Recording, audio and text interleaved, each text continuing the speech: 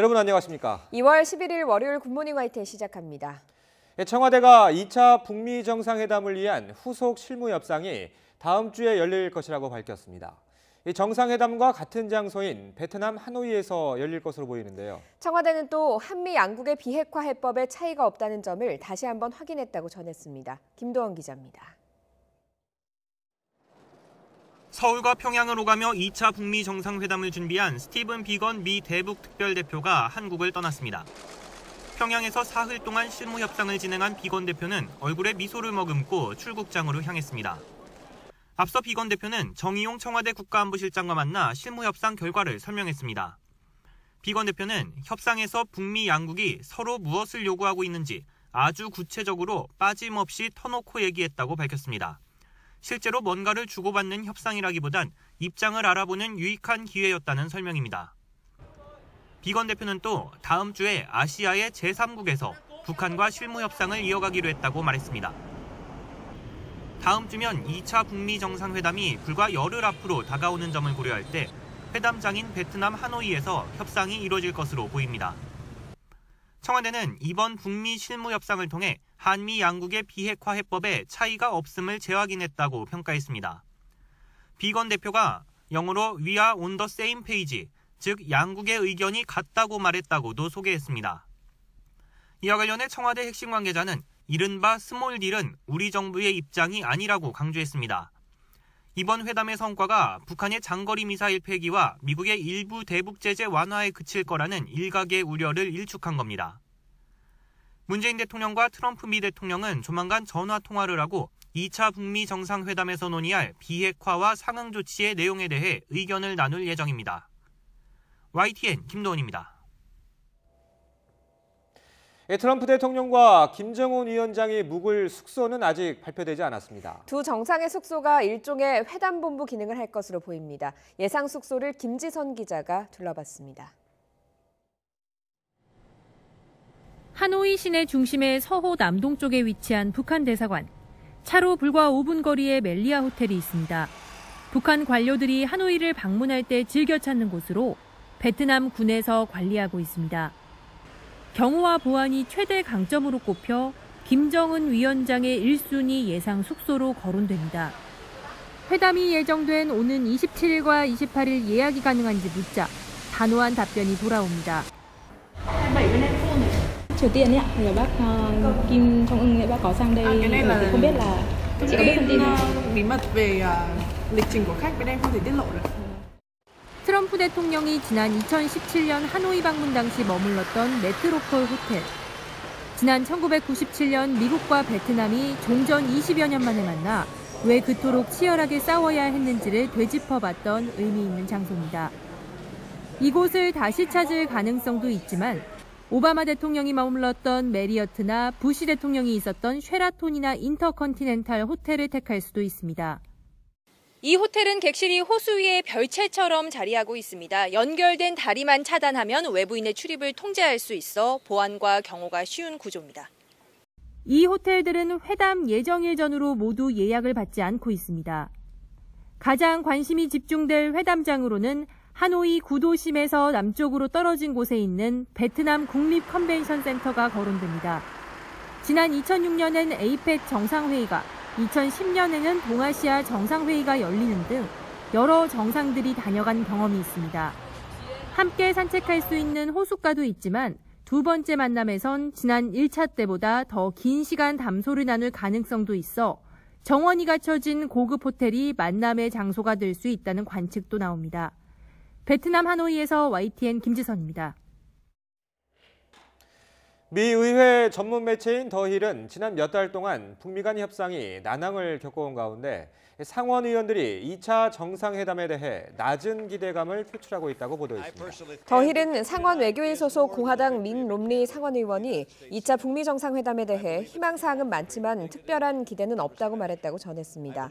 롬리 의원은 이어 북한은 수년간 자신들의 약속이 신뢰하기 어렵다는 걸 입증해왔다며 북한으로부터 구체적 약속을 보고 싶다고 말했습니다.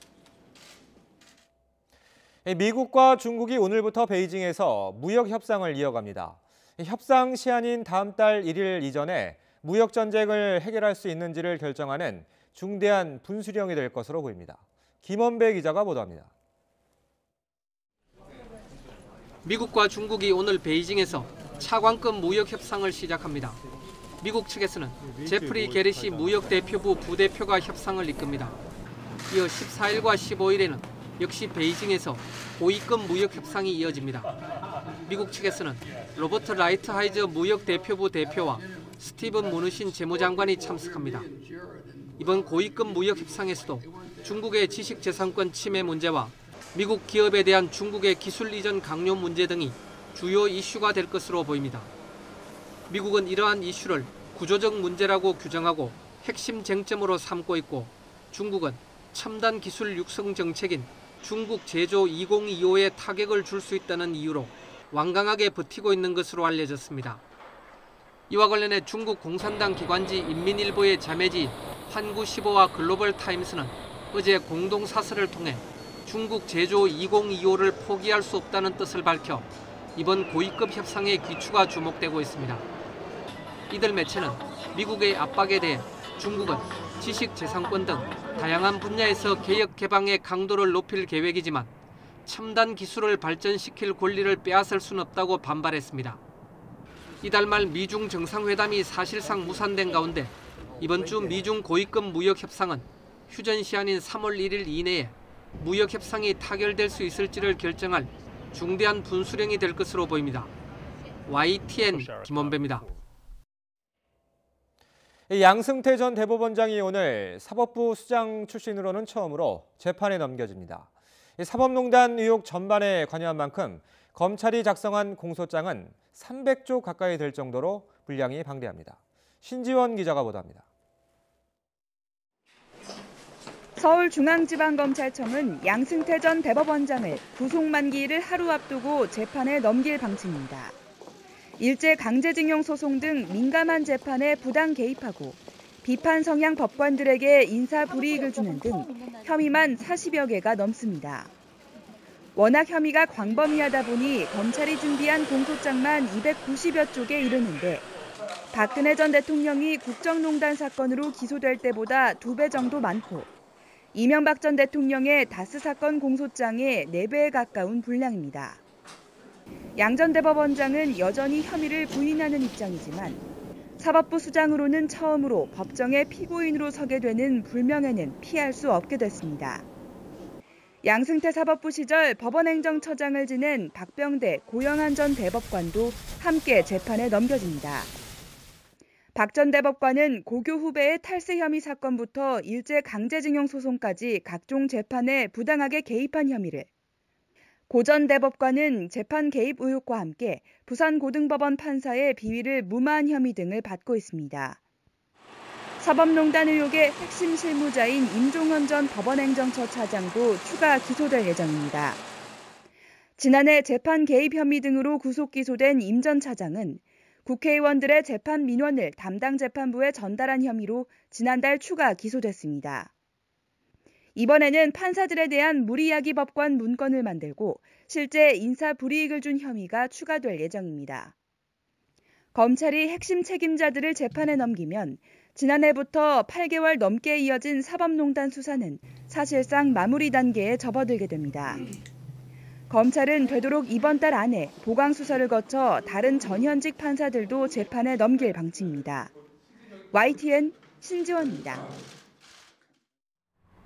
네, 월요일 출근길 나흘째 강추위가 계승입니다. 오늘 아침도 옷차림 따뜻하게 하고 나오셔야겠는데요. 현재 서울의 기온은 영하 7도로 예년 기온을 3도가량 밑돌고 있습니다. 낮에는 서울 기온이 영상 2도까지 오르겠고요. 오늘 전국의 공기도 깨끗하겠습니다. 오늘 아침 한파주의보가 내려진 강원 영서북부 지역은 기온이 영하 10도 안팎까지 떨어졌습니다. 철원이 영하 10.6도, 대전 영하 5.6도, 전주 영하 4.1도 등 영하권 추위를 대부분 보이고 있는데요. 낮 동안에는 추위가 누그러지겠습니다. 낮 기온은 서울 2도, 부산 8도, 광주 4도로 어제보다 2도에서 4도가량 높겠습니다. 오늘 내륙 지역의 하늘은 맑겠습니다. 다만 아침까지 제주도에는 1에서 3cm의 눈이 오거나 비가 조금 오겠고요. 전남 서해안 지역에도 약하게 눈이 날리는 곳이 있겠습니다. 이번 한 주 동안 심한 추위는 없겠고요. 금요일에는 전국에 비나 눈이 내릴 전망입니다. 지금까지 YTN 야외 스튜디오에서 박현실입니다. 어제 새벽 경기 남양주에서 60대 여성 택시기사를 폭행하고 달아났던 40대 용의자가 경찰에 자진 출석했습니다. 용의자는 때린 건 인정했습니다. 하지만 당시에 술에 취해서 기억이 잘 나지 않는다고 했습니다. 김진호 기자의 보도입니다.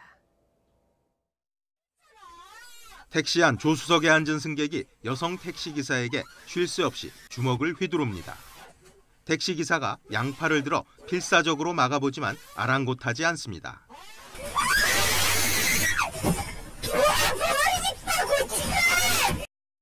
사건은 어제 새벽 4시 반쯤 경기 남양주에서 일어났습니다. 만취한 40살 A씨가 택시기사 62살 이모 씨를 폭행한 뒤 달아난 겁니다. 하고 싶지 않죠, 사실은. 근데 내가 먹고 살기 위해서는 해야 되니까 어쩔 수 없이 두렵죠. 하기 싫죠. 폭행은 사소한 말다툼에서 시작됐습니다. 택시에 탑승하려던 A씨는 앞차를 타라는 E씨의 말에 격분해 심한 욕설을 퍼부었습니다. 그냥 가주세요, 그냥. 아까부터 여기서 부르고 반대편 왔다 갔다 알았어요. 뭐 앞차.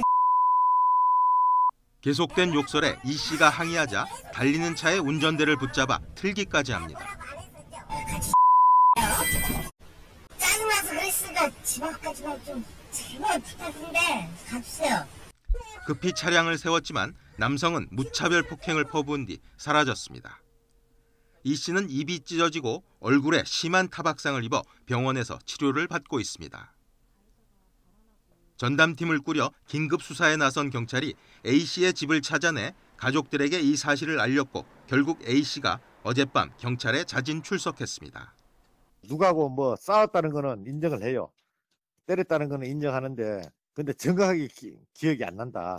가물가물하다 이제 그런 식으로 지금 얘기하는데.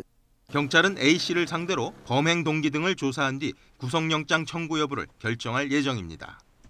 YTN 김진호입니다. 경찰이 추경전 끝에 도난 차량을 잡았습니다. 그런데 운전자가 14살 중학생이었습니다. 이 학생은 같은 또래 여학생을 강제로 차에 태워서 감금한 혐의까지 받고 있습니다. 사건 사고 소식 이상순 기자가 종합했습니다. 경찰차에 쫓기는 흰색 소형차.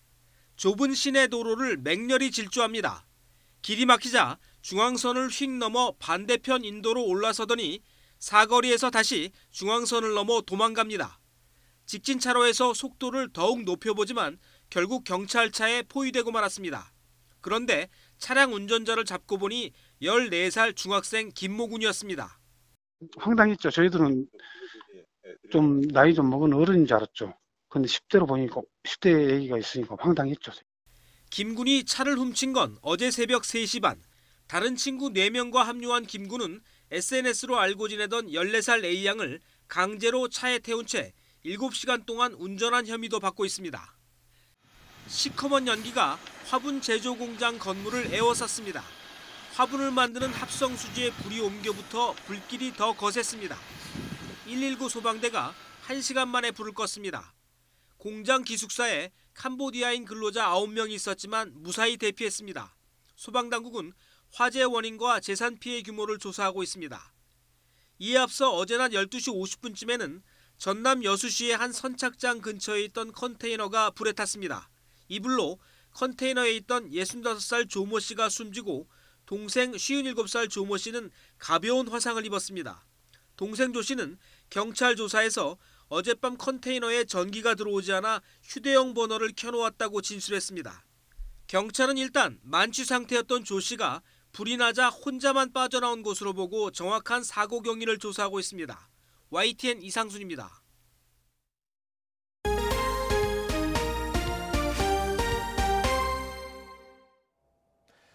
문재인 대통령의 국정수행 지지율이 11주 만에 50%대를 회복했습니다. 꾸준히 이어지고 있는 경제 관련 일정과 2차 북미 정상회담 개최 등 한반도 평화 이슈가 긍정적으로 작용한 것으로 분석됩니다. 박기현 기자가 보도합니다. 문재인 대통령의 국정 수행 지지율이 지난주보다 1.6% 오른 50.4%로 나타났습니다. 지난해 11월 이후 11주 만에 50%대를 회복한 겁니다. 부정평가는 45.4%를 기록해 지지율과의 격차도 최대 오차 범위인 5%포인트로 벌어졌습니다. 지역별로는 서울, 연령별로는 40, 50대, 이념적으로는 중도층을 중심으로 지지율이 올랐습니다. 반면 대전 충청 지역, 학생 노동자층에서는 하락세가 나타났습니다. 문 대통령의 지지율 회복세는 지난해 말부터 이어지고 있는 경제 활성화 노력과 2차 북미 정상회담 개최 확정 등 한반도 평화 이슈의 영향으로 보입니다. 최근 한두 달 동안에 여러 가지 악재가 있었습니다. 그럼에도 불구하고 최근 5주 동안 긍정평가가 부정평가를 앞섰고, 그리고 앞으로 이제 북미 정상회담 등 한반도 평화 관련 이슈가 있기 때문에 회복기에 접어들지 않았나 그렇게 보고 있습니다. 정당 지지율에서는 자유한국당이 28.9%로 지난주보다 1.5%포인트 올랐습니다. 더불어민주당도 38.9%로 소폭 올랐고, 바른미래당 6.8%, 정의당 6.2%, 민주평화당 2.9%로 나타났습니다.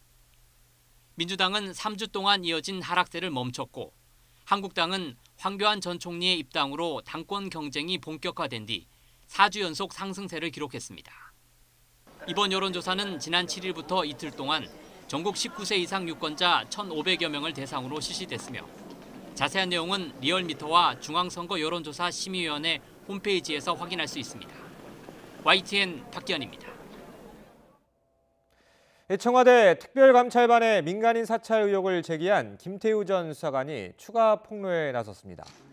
김 전 수사관은 어제 국회의원회관에서 기자회견을 열어 청와대가 특검의 드루킹 댓글 조작 수사 상황을 알아볼 것을 불법 지시했다고 주장했습니다.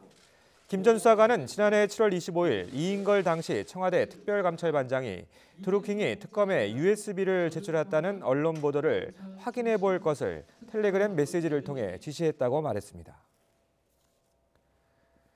자유한국당 일부 의원들의 5.18 민주화운동 모독 발언 파문이 갈수록 커지고 있습니다. 다른 정당에선 윤리위원회 제소와 퇴출운동까지 거론하고 나섰는데요. 한국당은 유감이라면서도 자체 징계 여부에 대해서는 말을 아꼈습니다. 최기성 기자입니다. 여당인 더불어민주당은 하루에만 2차례 기자간담회를 열고 5.18 민주화운동을 모독한 자유한국당 김진태, 김순례, 이동명 의원에 대해 강경 대응 방침을 거듭 밝혔습니다. 논란의 발단이었던 5.18 공청회가 거짓과 궤변이 난무한 난장판이었다며 국회법의 모든 수단을 동원해 민주화 왜곡 시도의 쐐기를 받겠다고 강조했습니다. 5.18을 모욕하고 조롱하는 용서할 수 없는 정치적 만행입니다. 의원직 제명을 포함해 국회법 절차에 따른 가용한 모든 수단을 총동원해 국회 윤리특위에 제소하고 한국당이 이후 해당 의원들을 출당하지 않으면 국민적 퇴출운동까지 전개하겠다고 경고했습니다.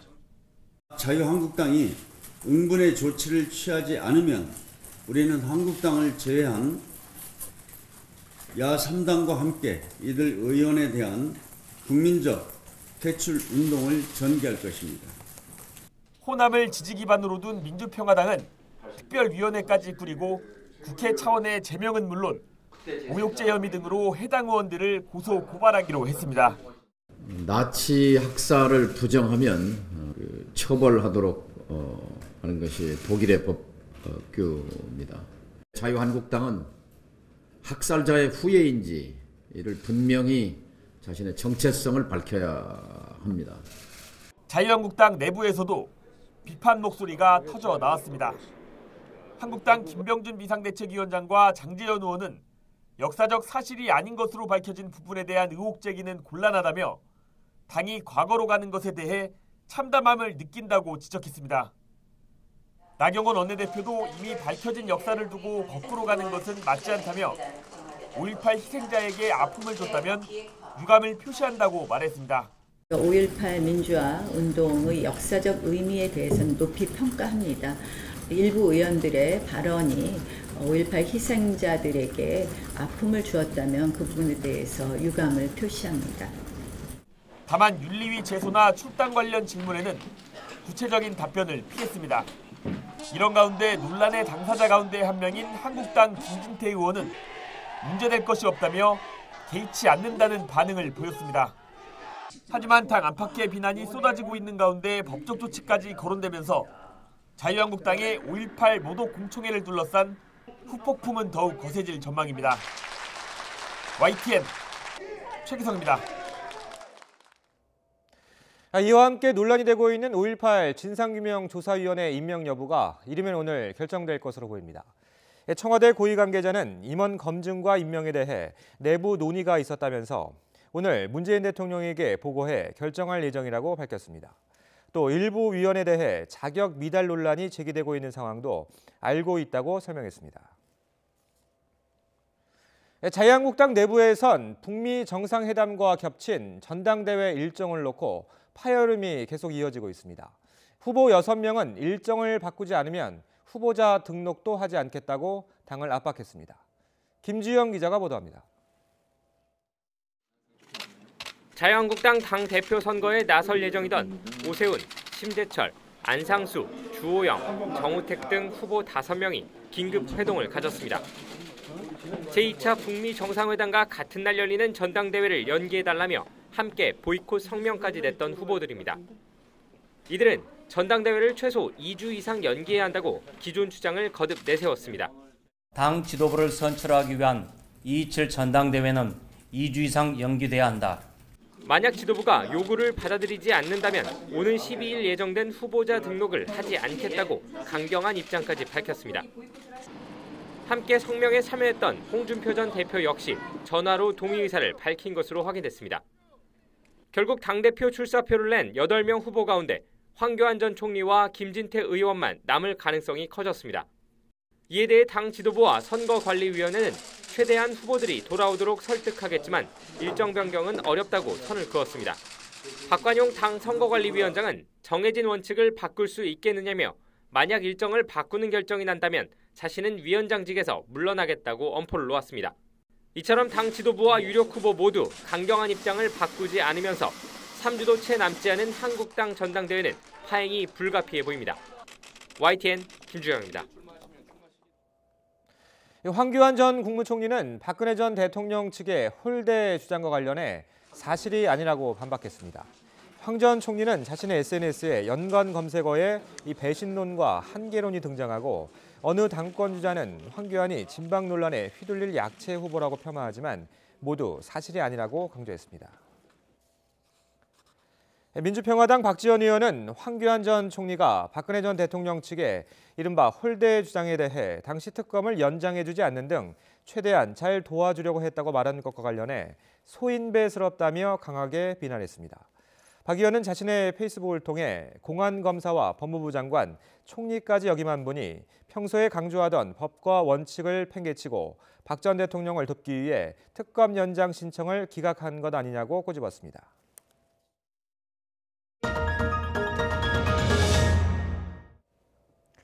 미사리 경정장 매점에서는 요즘 음료수 한 캔을 반값 300원이면 살 수 있습니다. 이런 느닷없는 폭탄 세일에는 국민체육진흥공단의 방만함이 숨어 있었습니다. 국민 세금이 어떻게 낭비된 건지 한동호 기자가 고발합니다. 수상한 폭탄 세일의 시작은 2017년 6월부터였습니다. 매점에서 파는 음료수 10여 종을 갑자기 반값에 판매한 겁니다. 음료수 한 캔에 단돈 300원. 헐값 판매는 매점 앞 자판기에서도 진행되고 있었습니다. 꿀물하고 매실은 지금 또 50% 해갖고 300원씩. 3년에서 이게 남으세요? 그것만 그래요? 유통기한이 얼마 남지 않았기 때문인데 1년 반이 지나도록 팔지 못한 데는 다 이유가 있었습니다. 너무 많이 샀던 겁니다. YTN 취재 결과 국민체육진흥공단은 2016년 말 매점 예산이 3억 원 넘게 남자 음료수 2억 3천만 원어치를 한꺼번에 사들였습니다. 무려 53만 개, 매점 1년 예산의 절반이 넘는 규모였습니다. 결국 반년이 지나도 48만 개가 남았고 유통기한이 임박해오자 마진율을 대폭 낮췄습니다. 마진 안 남으시는 거 아니에요? 이게 행사 언제까지예요? 그 남은 물건이 끝나면 끝나요. 이렇게 무더기로 음료수를 사들인 이유는 더 어처구니가 없습니다. 예산이 나면 인사평가에서 불이익을 받거나 이듬해 예산이 깎일 것을 우려해 담당자가 엉뚱하게 세금을 써버린 겁니다. 불똥은 이듬해 매점과 납품 계약을 한 다른 업체로도 튀었습니다. 애초 계약한 금액의 96%를 팔지 못해 고스란히 피해를 떠안았습니다.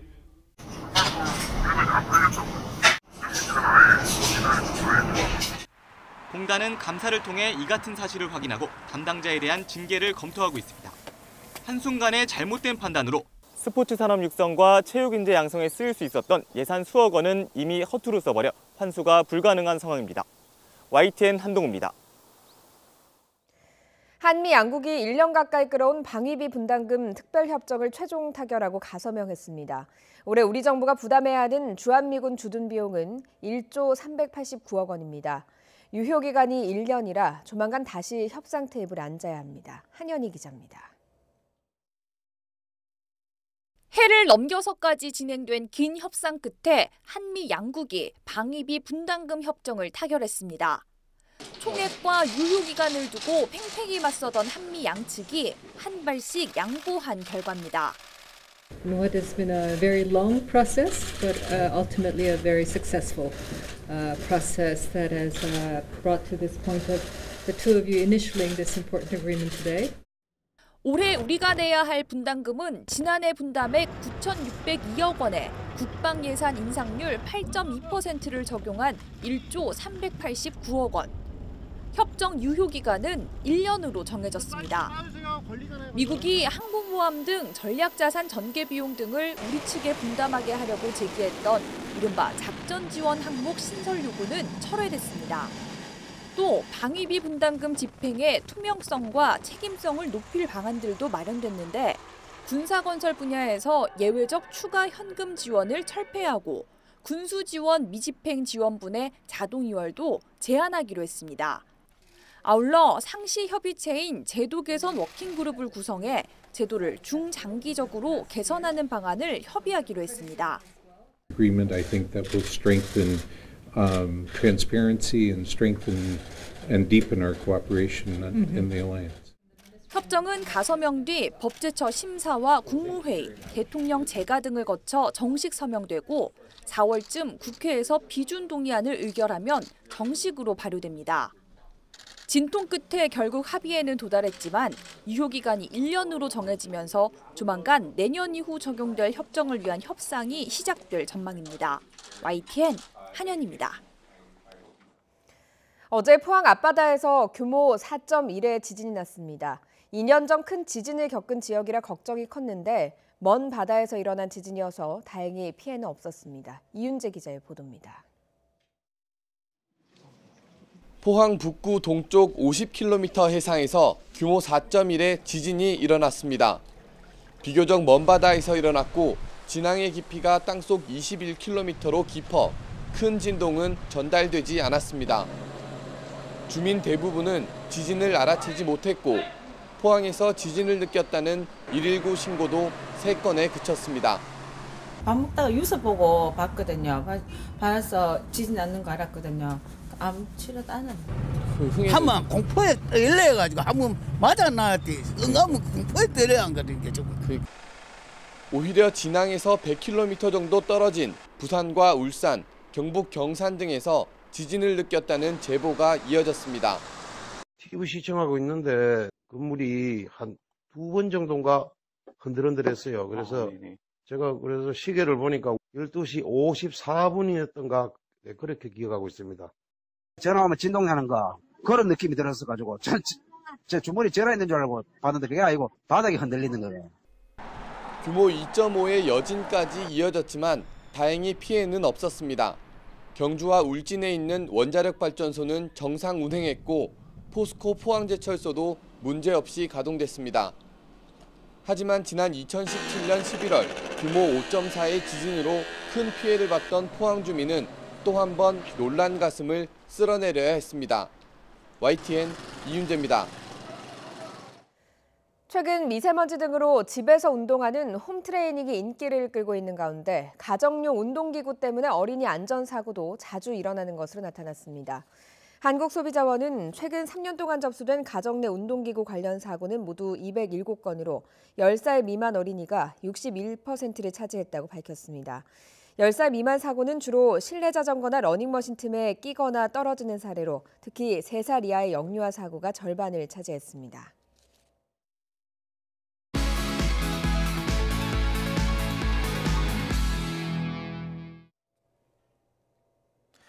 오늘 아침 주요 뉴스입니다. 2차 북미 정상회담을 위한 북미 간 실무 협상이 다음 주에 추가로 열립니다. 협상 장소는 베트남 하노이가 유력한데 비건 대표의 평양 방문 당시 양측이 서로의 입장을 확인한 만큼 본격적인 빅딜이 시도될 것으로 관측됩니다. 미국과 중국이 오늘 베이징에서 차관급 대표가 만나 무역 협상을 벌입니다.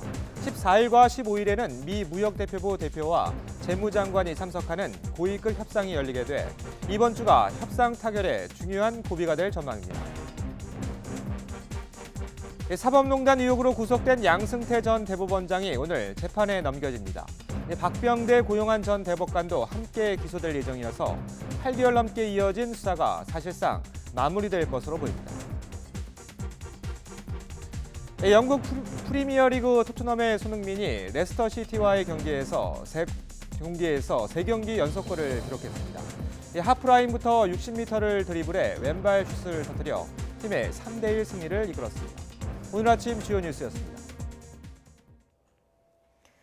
소비자 물가 상승률과 실제 소비자들이 체감하는 물가 상승률이 1년 만에 가장 큰 격차를 보였습니다. 농산물과 대중교통 요금이 더 오른다면 괴리는 더 커질 수도 있습니다. 조승희 기자의 보도입니다. 지난달 소비자 물가 상승률과 체감 물가 상승률의 격차가 1년 만에 최대치를 기록했습니다. 두 지수 격차가 1.6%포인트까지 벌어진 겁니다. 통계청이 발표한 소비자 물가 지수는 지난해 11월 2%에서 올해 1월 0.8%까지 떨어졌습니다. 그러나 한국은행이 전국 2,500가구를 조사한 결과 같은 기간 소비자들의 실제 체감 물가 상승률은 2.5%에서 2.4%로 소폭 하락하는 데 그쳤습니다. 국제 유가 하락 영향으로 소비자 물가 상승률은 떨어졌지만 소비자 인식은 변하지 않은 겁니다. 또 통계청 소비자 물가 조사 대상이 소비자들이 자주 구매하는 품목은 일부에 불과해 수치가 벌어진 것으로 보입니다. 전체 물가가 내리더라도 농산물 값과 외식비가 오르면 소비자들은 물가가 올랐다고 느낄 수 있습니다. 생선이나 과일 가격이 많이 오른 것 같아요. 그래서 이번 명절에는 과일도 잘 안 들어오더라고요, 정말. 그러니까 뭐 야채도 뭐든 다 하여튼 다 비싸진 것 같아요. 좀 힘들어요. 이번 달부터 즉석밥과 햄버거, 어묵 등 식료품과 외식 물가가 오르고 대중교통 요금 인상이 예고돼 있어 두 지수 사이의 괴리는 앞으로 더 커질 가능성도 있습니다. 체감 물가가 높게 유지되면 소비자들의 지갑 열기가 어려워져 우리 경제에도 부정적인 영향을 미칠 거란 지적입니다. 소득이 많이 늘고 있지 못한 상황에서 인식하게 되는 물가 상승률이 높음으로 인해서 소비 심리가 더더욱 위축될 수가 있겠고요. 이것이 향후에 내수 소비가 살아나는데 어려운 요인으로 작용할 가능성이 있습니다. 전문가들은 물가 상승률 조사 체계를 개편하고 당국이 체감상 상승률이 높은 농수산 물값과 교통비 지출 항목을 체계적으로 관리할 필요가 있다고 당부했습니다. YTN 조승입니다. 구직활동 중인 실업자에게 지급하는 구직급여 총액이 지난달 역대 최대치를 또 경신했습니다. 고용노동부에 따르면 지난달 구직급여 지급액은 6,256억 원으로 1년 전 4,509억 원보다 38.8% 증가했습니다. 이는 종전 최대인 작년 8월에 6,158억 원보다도 많은 액수입니다. 정부가 지난달 시세 반영률을 높이기 위해서 표준 단독주택 공시가격을 큰 폭으로 인상했죠. 모레 확정 공시에 앞서 내일 발표될 표준지 공시지가도 크게 오를 것으로 보입니다. 땅 주인들이 임대료를 올려서 세금 부담을 메울 수 있다는 우려의 목소리도 나오고 있습니다. 이하린 기자입니다. 전국에서 가장 비싼 땅, 서울 명동의 화장품 매장 부지입니다. 공시지가가 1제곱미터에 9,130만 원에서 1억 8,300만 원으로 2배 이상 오를 것으로 보입니다. 전국 지방자치단체들을 종합해 추산한 전국 표준지 공시지가 잠정 상승률은 9.5%. 특히 서울은 14% 넘게 뛸 것으로 예상돼 일부 구청은 국토부에 공시지가 인하를 요구하기도 했습니다. 공시지가가 오르면 그만큼 보유세 부담도 커지기 때문입니다. 명동 화장품 매장의 경우 땅에 대한 보유세만 4천만 원 넘게 오르고 성수동의 한 상가 건물 부지는 공시지가가 오른 비율보다 보유세 상승폭이 더 큽니다. 이러한 세금 부담은 땅 주인뿐 아니라 세입자들에게도 걱정거리입니다. 올린다고 하면 기존에 이제 있던 사람들을 거의 내보내면서 임대료도 많이 올리고 보증금도 많이 올리고 아무래도 이쪽이 좀 번화가다 보니까 이제 전문가들도 임대료를 감당하지 못한 원주민이 외부로 쫓겨나는 이른바 젠트리피케이션을 불러올 수 있다고 지적합니다. 임대인들 입장에서는 예상치 못한 금액이 이제 지출이 발생을 하다 보니까 자연스럽게 그 지출되는 부분을 보전하기 위해서 그 임차인에게 좀 책임을 전가하게 되고 그 책임을 전가한다는 것은 결국 이제 임대료 상승으로. 반대로 재개발이나 신도시 건설 등이 예정된 곳에서는 토지 보상금의 기준이 되는 공시지가를 올려달라는 요구가 나오는데 이는 또 다른 우려를 낳고 있습니다. 공시지가가 상승이 되면 토지 보상금의 상승으로 이어집니다. 시장에 막대한 토지 보상 임금이 풀리게 되면 현재 잠잠해진 주택시장에 불쏘시개 역할을 할 것으로 보여지고 있습니다. 조세 형평성을 위해 공시지가 인상은 불가피하다는 정부 입장에 다양한 이해관계가 얽혀있는 상황. 국토부는 오는 13일 표준 땅값을 확정 공시하기에 앞서 관련 부작용을 최소화할 수 있는 방안도 함께 내놓을 방침입니다. YTN 이하린입니다. 아이를 낳은 후 산후조리원을 이용하는 산모가 75%가 넘는다는 통계가 있었습니다. 비용은 어떨까요? 천차만별이었습니다. 서울에서 가장 비싼 산후조리원이 2주에 2,500만 원이었는데 가장 저렴한 곳보다 16배나 비쌌습니다. 박광열 기자입니다. 서울 강남에 있는 한 산후조리원 홈페이지입니다. 산후 체형 관리와 산모 개인 정원, 리무진 차량 제공 등 고급화를 내세웁니다. 여러 유명 연예인들도 거쳐간 이곳, 2주짜리 특실 가격은 2,500만 원입니다. 서울시가 산후조리원의 가격 비교를 위해 이용요금을 공개했습니다. 특실 요금이 1,000만 원을 넘는 조리원은 10곳으로 모두 강남과 송파구에 있습니다. 반면 강서구에 있는 한 산후조리원은 2주 기준 일반실 가격이 155만 원으로 서울에서 가장 싼 곳으로 이름을 올렸습니다. 가장 싼 곳과 비싼 곳의 가격 차이는 16배에 달했습니다. 70%는 200에서 300만 원대로 일반실 가격이 형성됐지만 강남은 일반 요금이 평균 600만 원을 넘겼고 서초가 400만 원대로 뒤를 이었습니다. 초호와 산후조리원은 다른 상류층 엄마들과 정보를 교류하는 인맥 쌓기 장소로도 활용됩니다.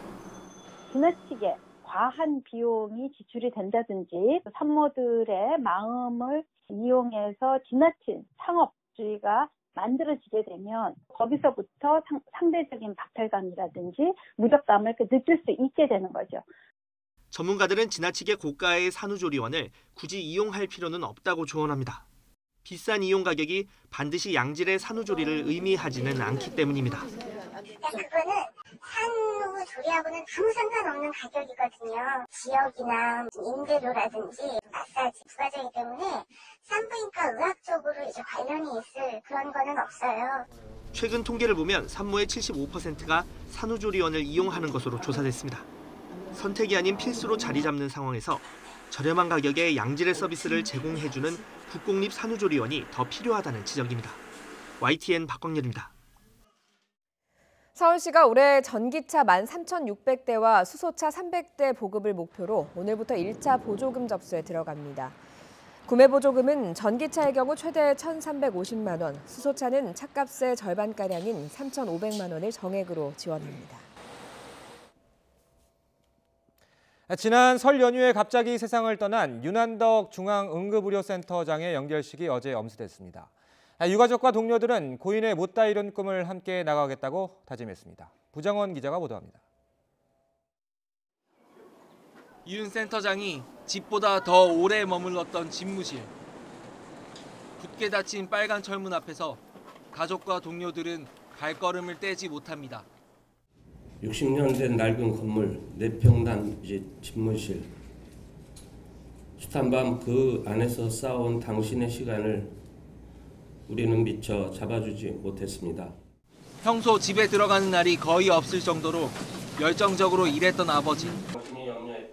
아들은 그런 아버지를 이해한다고 자랑스럽다고 말합니다.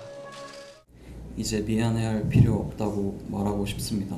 함께한 시간은 적었지만 저와 동생은 아버지를 진심으로 사랑합니다. 늘 고민에 경청해 주셨고 우리 세대의 고민을 친구처럼 나눌 수 있었던 최고의 아버지였습니다.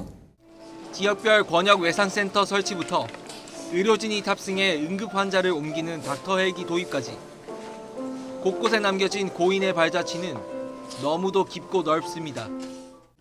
내일부터의 일상에 센터장님의 부재가 확연해질 것이 두렵습니다. 당신의 빈자리가 너무나 크겠지만 당신의 뜻을 받들어 항상 국민들을 위해서 일하는 저희가 되겠습니다.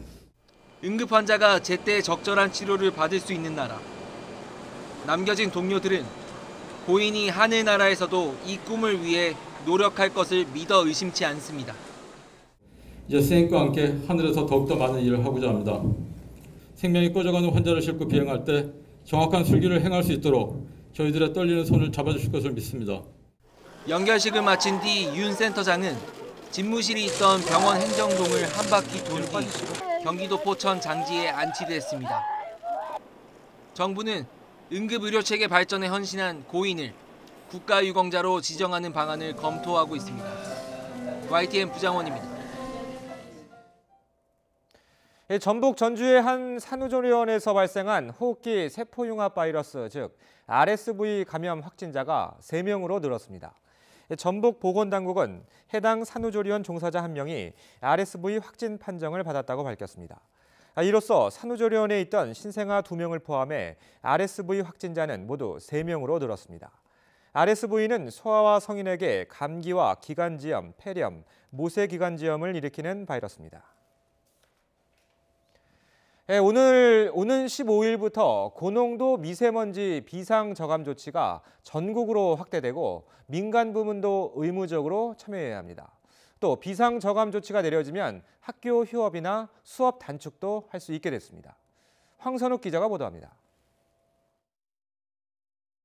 지금까지 미세먼지 비상저감 조치는 서울을 비롯한 수도권, 그것도 공공부문에 국한해 실시해 왔습니다. 하지만 특별법 시행에 따라 오는 15일부터는 전국 모든 시도에서 의무적으로 시행됩니다. 비상저감 조치는 이틀 연속 고농도 미세먼지가 50마이크로그램을 초과하는 등 3가지 기준 중 하나만 충족하면 발령됩니다. 비상저감 조치가 발령되면 오전 6시부터 최대 오후 9시까지 2.5톤 이상 노후 경유차는 운행을 할 수 없게 됩니다. 또 차량 이부제도 지금까지는 공공부문만 참여했지만 앞으로는 일반 시민들도 참여해야 합니다. 특히 미세먼지 저감 조치가 발령되면 각 학교에서는 휴업과 단축 수업 등을 할 수 있게 됩니다. 시도지사는 학교, 유치원에 수업시간 단축, 휴업 등을 공고할 수 있으며 사업자에게는 시차 출퇴근제, 재택근무제 등 탄력적 근무제를 공고할 수 있습니다. 또 대기오염 물질을 배출하는 사업장은 공공과 민간 구분 없이 비상저감 조치에 동참해야 합니다. 수도권 비상저감 조치에서는 미세먼지를 4.7% 감축하는 효과를 거둔 것으로 나타났습니다. 환경부는 비상저감 조치를 전국으로 확대하면 수도권만 시행할 때보다 최대 2배 저감 효과가 있을 것으로 기대하고 있습니다. YTN 홍순욱입니다.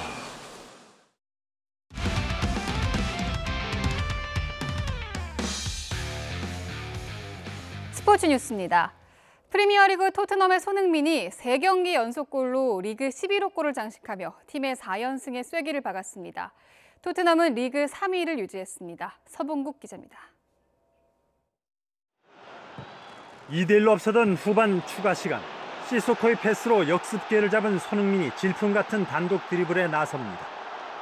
강력한 왼발 슛으로 골네트를 흔든 손흥민은 3게임 연속 골로 시즌 11호를 장식하며 팀 승리에 쐐기를 박았습니다. 컵대회 포함 올 시즌 15번째 골. 레스터시티와 그간 9차례 맞대결에서 5골, 도움 3개를 기록하며 유난히 강한 면모를 재확인했습니다. 손흥민은 전반 초반부터 활발하게 상대 진영을 흔들었습니다. 15분 페널티 지역 안에서 상대 수비수에 걸려 넘어졌지만 시뮬레이션 액션으로 지적당해 오히려 경고를 받았습니다. 토트넘은 전반 33분 코너킥 상황에서 트리피어, 에릭슨으로 이어진 패스를 산체스가 헤딩 선제골로 연결했습니다. 후반 13분 페널티킥을 허용하며 위기를 맞았지만 골키퍼 로리스가 선방에 실점 없이 넘겼고 5분 뒤 에릭슨이 팀의 2번째 골을 안겼습니다. 레스터시티의 반격에 31분 한 골을 내줬지만 손흥민이 승리를 확정짓는 한 방을 터뜨려 귀중한 승점 3점을 챙겼습니다. 손흥민은 오는 14일 도르트문트와의 챔피언스리그 16강전에서 4게임 연속골에 도전합니다. YTN 서봉국입니다. 쇼트트랙 남자 대표팀이 월드컵 남자 500m, 1000m에서 금메달과 은메달을 독식했습니다. 대표팀은 이탈리아 토리노에서 열린 월드컵 6차 대회 2차 레이스 500m 결승에서 임효준과 김건우가 1, 2위를 휩쓸었고 황대헌과 박지현은 이어진 1000m에서 금메달과 은메달을 나눠 가졌습니다. 황대헌은 어제 500m 1차 레이스에 이어 2관왕에 올랐고 우리 남자 대표팀은 이번 대회에 금메달 4개를 따내며 개인전 모든 종목을 석권했습니다. LPGA 투어 빅오픈에서 호주 교포 오수현이 2타차 준우승을 차지했습니다. 오수현은 호주 빅토리아주에서 열린 최종 4라운드에서 버디 3개와 보기 3개, 더블 보기 1개로 2오버파를 쳐 최종 합계 6언더파로 세라 캠프 등 2명과 함께 공동 2위로 마쳤습니다. 우승은 8언더파를 친 셀린 부티에가 차지했습니다. 프로농구 2위 전자랜드가 외국인 선수 로드를 앞세워 6연승을 달렸습니다. 로드는 내 외곽을 휘저으며 32점을 쏟아부었고 전자랜드는 KCC에 94대 82로 이겼습니다. 윌리엄스와 허웅이 62점을 합작한 DB는 SK를 꺾고 공동 6위가 됐고 KGC 인삼공사는 최하위 삼성을 눌렀습니다. 오늘 출근길도 막바지 한파가 이어지고 있습니다. 오늘로 벌써 나흘째 강추위가 기승인데요. 현재 서울 기온 영하 7.1도로 어제 아침보다 2도가량 높지만 예년 수준은 여전히 밑돌고 있습니다. 낮에는 강추위가 누그러지겠습니다. 어제는 서울의 최고 기온이 영하 1.9도로 종일 영하권 추위가 이어졌지만 오늘은 영상 2도까지 높아지면서 사흘 만에 영상권을 회복할 것으로 보입니다. 오늘 내륙 지역은 종일 맑겠습니다. 다만 아침까지 제주 지역은 1에서 최고 3cm의 눈이 오는 곳이 있겠습니다. 대기의 건조함이 강화되고 있습니다. 현재 서울과 대구에 건조경보가 내려져 있고요. 그 밖에 대부분 지역에는 건조주의보가 발령 중입니다. 대기 중에 습도가 35% 미만으로 불이 나기 쉬우니까요. 작은 불씨도 조심해 주셔야겠습니다.